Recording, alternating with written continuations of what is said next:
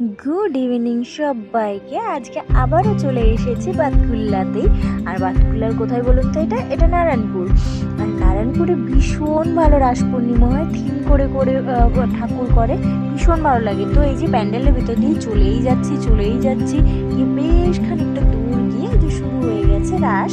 তো আমরা এখানে এনারা থিম করেছিলেন হচ্ছে তারাপীঠের শ্মশান।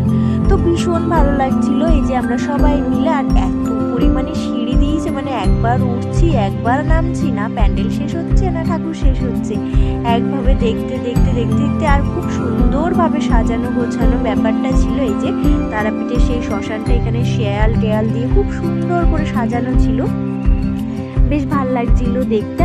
আপনারা যারা বাতকুল্লাতে থাকেন বা বাতকুল্লার আশেপাশে থাকেন তারা অবশ্যই জানবেন যে নারায়ণপুরের রাসটা কেমন হয়।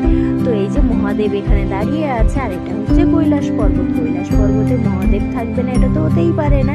তো আমরা এই যে অবশেষে কৈলাস পর্বতে চলে এসেছি। কৈলাস পর্বত থেকে এবার আমরা নিচের দিকে যাব। এই যে নিচের দিকে এসে দেখি রাধা শ্রীকৃষ্ণ দোল খাচ্ছে, সেটা জাস্ট অসাধারণ লাগছিল, জানেন তো।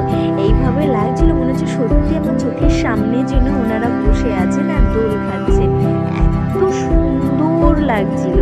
তো এই যে এখানে বেশ খানিকক্ষণ টাইম আমরা দাঁড়িয়ে দাঁড়িয়ে ওনাদের দোল খাওয়া দেখছিলাম, আর ভীষণ ভালো লাগছিল। আর তার পাশেই এই যে আবার চলে এসেছি, এখানে ছিল শ্রীকৃষ্ণের লীলা। তো এখানটায় সব সখীরা দাঁড়িয়ে আছে আর রাধা কৃষ্ণও দাঁড়িয়ে আছে, ভীষণ সুন্দর করে সাজানো গোছানো। আর এই যে বনের মধ্যে শ্রীকৃষ্ণ দাঁড়িয়ে আছে আর তার সখীরা তার চারপাশ দিয়ে দাঁড়িয়ে আছে, কি সুন্দর লাগছে না বলুন। আর শ্রীকৃষ্ণর লীলা দেখতে সবসময়ই ভালো লাগে, আর তাই জন্য হয়তো এতটা সুন্দর লাগছিল। চলুন সামনের দিকে এগিয়ে যাওয়া যাক, দেখি সামনের দিকে কি আছে। আশা করি ওখানেও খুব সুন্দর সুন্দর জিনিস হবে। এখানে শুনছি অনেক ভালো ভালো থিম করে করে পুজো করেছে। তো এই যে এখানটা এসে বাইরের দিকে কি হচ্ছিল বলুন তো, পুতুল নাচ। তো বাইরের দিকে ছিল পুতুল নাচ, আর ভেতরে এসে দেখি এই যে ছোট ছোট মূর্তি করে করে এখানে পুজো করে মহাকুম্ভ, তারপরে এরকম আলাদা আলাদা করে সব সাজিয়ে গুছিয়ে রাখা ছিল।